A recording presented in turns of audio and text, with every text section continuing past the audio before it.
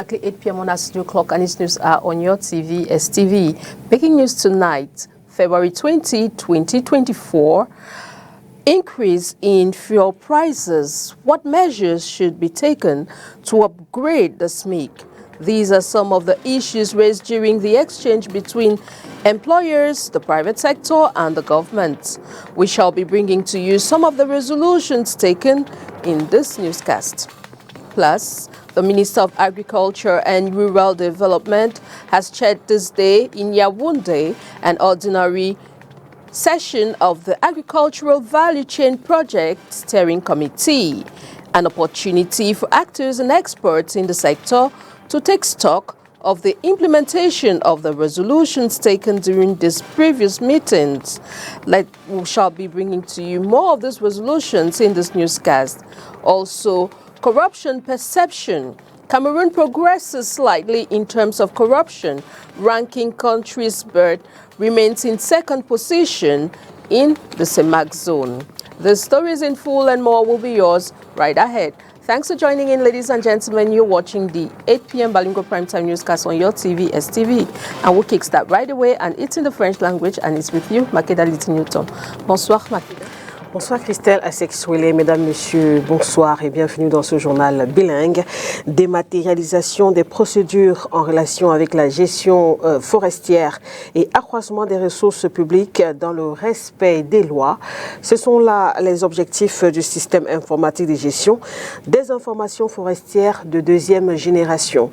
Le logiciel utilisé depuis 2 ans est au centre d'un point de presse qui a eu lieu ce jour à Yaoundé. Point de presse donné par le ministre des Forêts et de la Faune. Les précisions avec vous, Inès Pangan et Dieudonné Niassa.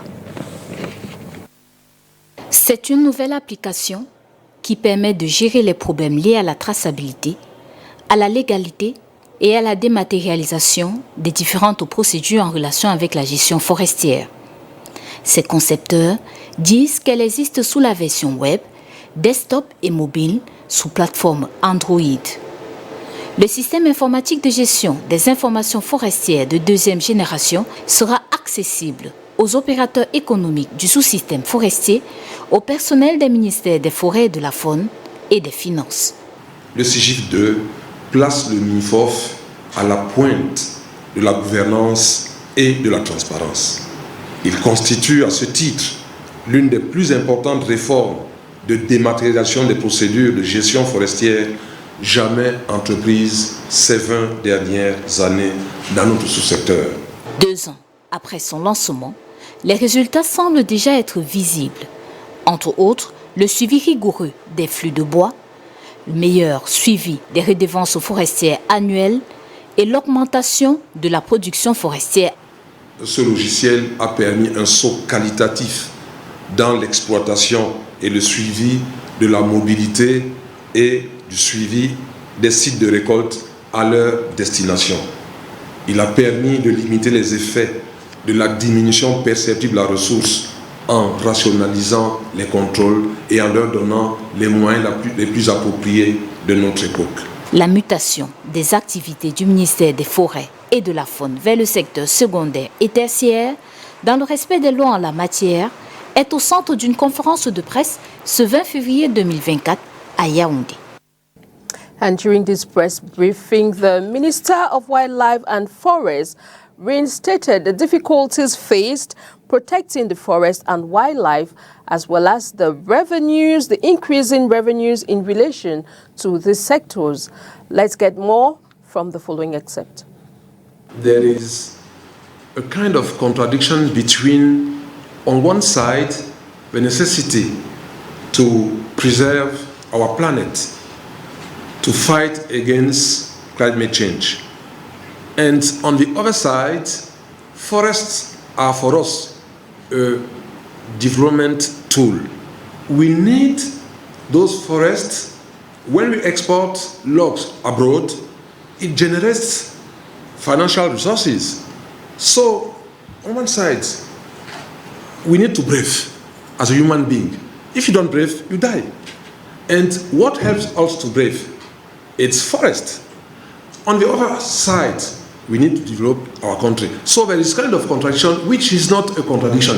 What we do, the solution is what we call sustainable management of natural resources. At the same time, you can export logs, you can even process them and send to a local market or abroad, and at the same time, you make sure that every time you cut a tree, you replace it. Something very expensive. If you want to plant every year 40,000 hectares, it requires from you at least 100 billion. And we continue this newscast. The Minister of Agriculture and Rural Development has chaired this day in Yaoundé an ordinary session of the Agricultural Value Chain Project Steering Committee. This was an opportunity for the actors and experts in the sector to take stock of the implementation of the resolutions taken during the previous meetings. Let's get more of these resolutions from the minister's excerpt. PDCVA is an important project for the government, especially to add a value in agriculture. PDCVA work in 3 domains. You have pineapple, you have oil palm, and you have plantain. And our main objective is to empower youth and women so that they can become agro-pastoral entrepreneurs in order to create wealth and create jobs for population in rural area. And we are in a crucial year because we need now to finalize all the projects in terms of process units of oil palm, process unit of plantain, process unit of pineapple. In terms of construction of road, you know that the project covered the southwest region. And now that we have some security, we can construct some roads like Mudemba, Isangele, Kokokuma to Bayo. We have some roads that we can construct in the southwest region. And the last component of the project is Enable Youth. You know that we have 3 batch of young people which came in our incubator centers, and they receive a capacity building there so that they can at the end of the day, they can set up their own entrepreneurship or something that can give them the possibility to have money or to recruit other young people. Politique à présent, les membres du comité exécutif national du Social Democratic Front SDF se sont réunis le week-end dernier à Yaoundé. C'était pour discuter de diverses questions liées au fonctionnement de ce parti politique. On fait le point avec vous, Olivier Bouziqueux. C'est la première réunion du comité exécutif national de l'année 2024 et la deuxième après le 10e congrès ordinaire du 27 octobre 2023 qui s'est tenu à Yaoundé. La rencontre présidée par Joshua aussi, président national, a débouché sur une série de résolutions fortes pour le fonctionnement du parti. Le NEC adopte le plan d'action présenté par le président national et l'encourage à organiser une tournée nationale. Convoque une conférence nationale dans le but de réunir les responsables du parti pour discuter des positions fondamentales de politique du parti. Les membres du NEC demandent au président de mettre en place une équipe pour se rendre à Mombo, dans la région du littoral, dans le but d'enquêter sur les controverses autour de la mairie de Mombo. Aussi, il réitère aux militants que l'inscription sur les listes électorales est une condition préalable pour être membre du parti et invite les exécutifs régionaux à accélérer l'inscription des militants. Probablement dans la perspective des prochaines échéances électorales, le NEC encourage le président national à conclure des accords avec d'autres partis politiques, organisations de la société civile et syndicats pour un puissant front de gauche au Cameroun. Sur la scène nationale et internationale, le comité exécutif national condamne l'augmentation constante du prix du carburant par le gouvernement camerounais, dit-il, pour financer le train de vie luxueux du gouvernement au détriment du bien-être social des masses. Condamne l'attentat à la bombe contre les civils en Kambi, région du Nord-Ouest, constate avec regret la non-convocation du Conseil supérieur de la magistrature depuis août 2020 au mépris de la loi. Tout en félicitant la Côte d'Ivoire pour l'organisation et la victoire à la récente CAN, le NEC dit être déçu par les performances des Lions indomptables et appelle les acteurs du football national à mettre la main à la pâte pour redonner toute la gloire au football camerounais.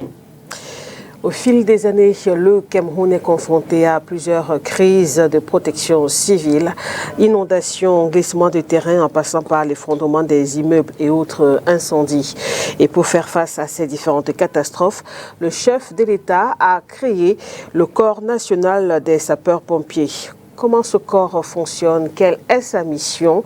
Voici à cet effet la réponse de Joseph Betty Assomo, ministre de la Défense, au micro de Julie Pont. D'année en année, notre pays enregistre de nombreuses crises de protection civile, inondations, accidents de la voie publique, glissement des terrains, catastrophes naturelles et industrielles, effondrement d'immeubles, incendies et j'en passe. Pour y répondre de manière appropriée, le président de la République a créé le Corps national de sapeurs-pompiers. Grande formation militaire interarmée, spécifiquement dédiée à la protection civile. Son personnel, placé sous le commandement d'un officier général, fonctionne en mode réquisition permanente, 24 heures sur 24. Un personnel animé par un engagement total et désintéressé. La mission d'assurer en permanence la protection des personnes, des biens et de l'environnement contre les risques d'accidents graves, de calamités, de catastrophes, ainsi que contre les effets de ces sinistres. Son rôle est également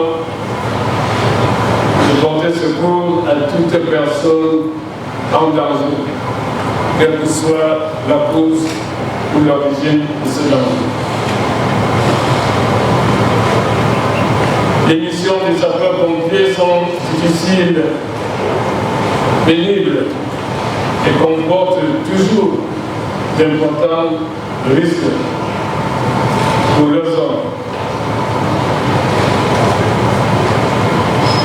C'est donc ainsi que, depuis la création de leur corps, nos sapeurs-pompiers démontrent avec efficience au fil des ans qu'ils ont toute leur place dans le contexte de crise que le pays traverse de temps en temps. Grâce à la maîtrise qu'ils ont en matière de gestion des situations exceptionnelles, ils sont sans conteste des acteurs majeurs par leurs compétences en matière d'organisation des secours, leur mobilisation sur le terrain et aussi le réconfort humain qu'ils apportent aux sinistrés. Avec toi. According to corruption perception, Cameroon progresses slightly in terms of corruption ranking countries but remains in second position in the CEMAC region.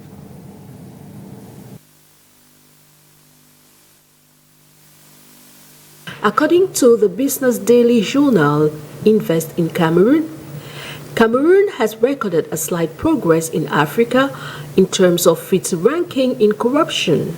This is in line with the Corruption Perception Index recorded in 2023. Here, Cameroon has obtained a percentage score of 27% on 100, thus putting it at the 34th position in Africa and 140th in the world in the ranking of the countries perceived as the least corrupt out of 180 states ranked.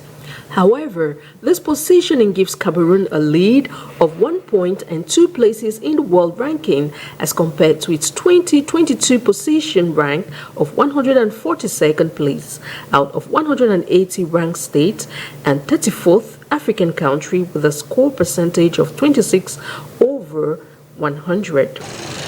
Nonetheless, Cameroon still remains in second place just as in 2022 amongst the least corrupt countries in the CEMAC zone behind Gabon. This notwithstanding, the state of the fight against corruption in Cameroon in 2022, according to the National Anti-Corruption Commission, states that the financial damage suffered by the state due to corruption and similar offenses decreased by 39 billion francs CFA in 2022 compared to 2021. For Cameroon to keep this progress over time, actions aimed to fight against corruption are to be strengthened and intensified. On va à présent parler de la hausse du prix du carburant. Quelles mesures prendre pour révaloriser le SMIC au Cameroun? Cette préoccupation était au centre des échanges entre patronat, secteur privé et gouvernement à Yaoundé. Suivant Samuel Ndjanga Nkondo, président du syndicat des industries du Cameroun, qui revient au micro d'Olivier Bouzigueux sur les premières résolutions prises à l'issue de cette tripartite. En ce qui concerne le Syndustri-Cam qui représente les industries de transformation, nous n'avons pas encore réellement calculé l'impact de ces mesures depuis 2 ans, alors qu'on sort de 2 grosses crises, la Covid et la guerre en Ukraine, pour pouvoir avoir le temps de mesurer ces impacts sur l'industrie. Une chose est sûre, nous avons parlé avec le ministre du Travail et nous lui avons dit que les industries vont devoir avoir des compensations parce que le coût des charges aujourd'hui pour les industries devient étouffant. Et on a donc décidé de continuer les discussions, mais par filière, parce que vous avez des filières qui sont plus sinistrées que d'autres. Il est donc tout à fait normal. On nous annonce aussi l'augmentation du coût des transports, lié à l'augmentation du coût du carburant, le coût de l'énergie. Si on veut véritablement que le socle du développement et dont l'industrie en est le fer de lance survive, il va falloir des mesures d'accompagnement. Donc j'ai demandé au ministre que surtout nous allions par filière, parce qu'à titre général, des mesures peuvent être correctives pour certaines industries et peuvent être dramatiques pour d'autres. Il n'y a pas de calendrier, il y a une volonté du gouvernement d'aller vite, mais pour moi, et je trouve tout à fait normal, il faut qu'on prenne notre temps, parce que sinon, beaucoup ne pourront pas prendre le train. C'est une décision du gouvernement. Nous aurons donc l'obligation de l'appliquer, mais les industries veulent des mesures correctives. Et ces mesures correctives, ça va être des discussions, qu'elles soient fiscales, de manière exonérée, mais par filière. Vous avez des filières qui se portent très bien au Cameroun, et vous en avez d'autres qui sont peut-être même le socle de ce développement de ce pays, qui sont complètement sinistrés. Et donc, je ne peux pas parler pour tous les secteurs industriels, je parle au nom de l'industrie, et je demande que les discussions se fassent pour que les filières qui sont en état le plus grave, leurs préoccupations soient prises en compte en premier temps. Au Cameroun, le ministre de l'Eau et de l'Énergie met en garde Eneo, l'opérateur majeur du secteur de l'électricité au Cameroun. Ça donne depuis plusieurs semaines à des interruptions récurrentes dans la distribution de l'énergie électrique. Selon Gaston Eloudou et Somba, l'entreprise sera tenue pour responsable si des troubles sociaux venaient à éclater dans notre pays. Léla Renganzeu pour plus de détails. Le gouvernement camerounais redoute un mouvement d'humeur des populations. La flamme pourrait partir, pense le ministre de l'Eau et de l'Énergie, Des interruptions récurrentes dans la distribution de l'énergie électrique qui causent d'importants dégâts, aussi bien dans les ménages que dans les entreprises au Cameroun. Dans une correspondance adressée le 9 février au directeur général d'Eneo, Gaston Ilundu Isomba prescrit un certain nombre de mesures à rapidement mettre en place pour résoudre le problème et ainsi éviter la grogne populaire, entendez, troubles sociaux. En d'autres termes, le gouvernement est au fait de la tension sociale qui règne au Cameroun, une tension perceptible aussi bien dans les prises de position de certains hommes politiques dans les médias que dans les agissements des citoyens au quotidien. Et pour cause, l'énergie électrique n'est pas le seul secteur fébrile en ce moment. Le Cameroun connaît depuis le 3 février une hausse du prix des carburants à la pompe. Plus de 100 francs à débourser en plus, que ce soit pour le super ou le gazoil. Si, après l'augmentation de 2023, les tarifs de taxi sont passés de 250 à 300 francs en journée, en 2024, les pouvoirs publics et les syndicats des transporteurs n'arrivent toujours pas à se mettre d'accord sur les mesures d'accompagnement à mettre en place pour amortir le choc. Et les syndicats commencent à sortir les crocs. Jusqu'ici, seuls les fonctionnaires sont certains d'avoir une revalorisation de 5%. SMIC, transporteurs, tous sont encore dans l'incertitude, quand dans les marchés, les prix connaissent une augmentation certaine. Un autre foyer de tension si on se réfère à 2008. Dans ce contexte, il est donc aisé de comprendre la crainte du ministre de l'Eau et de l'Énergie, et même au-delà, celle du gouvernement, sur le qui-vive, qui doit se demander si tout ceci passera sans heurts, si les populations camerounaises tiendront sur la durée. Autant la ville de Douala est sujette à de vagues de chaleur, autant elle vit de nombreuses interruptions de l'énergie électrique, une indisponibilité qui a des conséquences dans plusieurs secteurs d'activité et aussi dans le quotidien des habitants de la cité économique. Le point avec vous, Oyan Donkeng et Julie Pont. Le problème est unique et les conséquences diverses. Dogbon, un quartier du 3e arrondissement de la ville de Douala, est sans énergie électrique depuis les premières heures de cette matinée. Ce sont des travailleurs, le visage renfrogné, que nous rencontrons. Ils transpirent et c'est débité qu'ils vous balancent, ça ne va pas.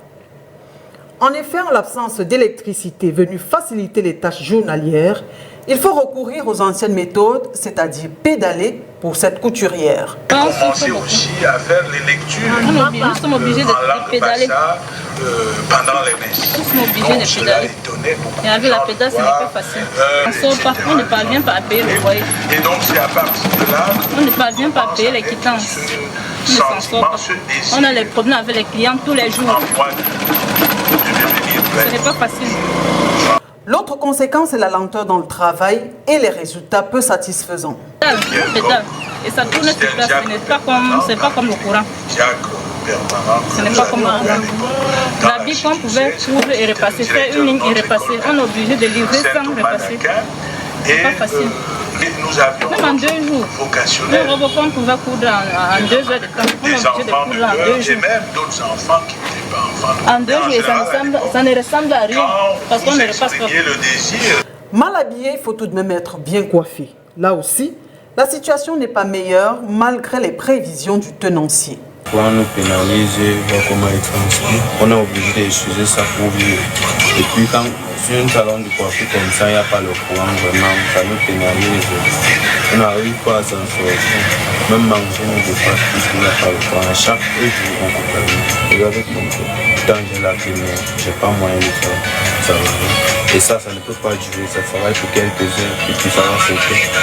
Donc on passe presque toute la journée sans travail. Regarde comment le client transpire, ça nous chasse le client.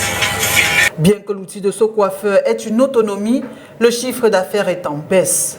Avant, je pouvais même coiffer 10 000, 15 000 par jour.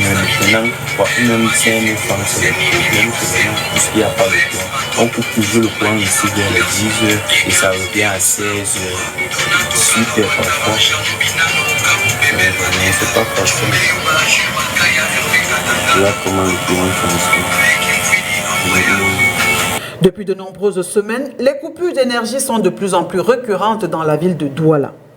L'impact est considérable dans certains métiers et par ricochet dans le quotidien de la population, qui elle-même vit mal la vague de chaleur qui secoue la capitale économique.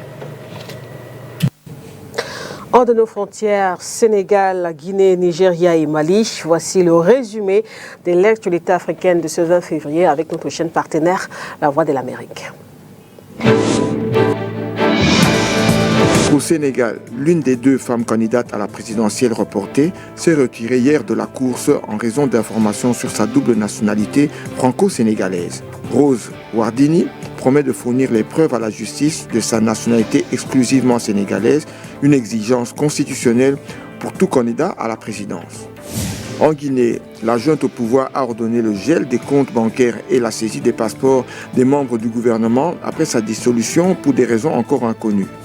Au Nigeria, des centaines de personnes ont manifesté hier contre la flambée du coût de la vie à Ibadan, dans le sud-ouest du pays.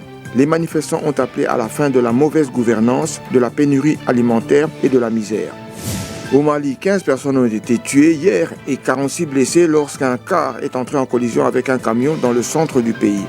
C'est ce qu'a annoncé le ministère des Transports. C'est la fin de ce journal bilingue. Mesdames, Messieurs, merci de votre attention et excellente suite des programmes sur Spectrum Télévision. Au revoir. Au revoir, Christelle Essek.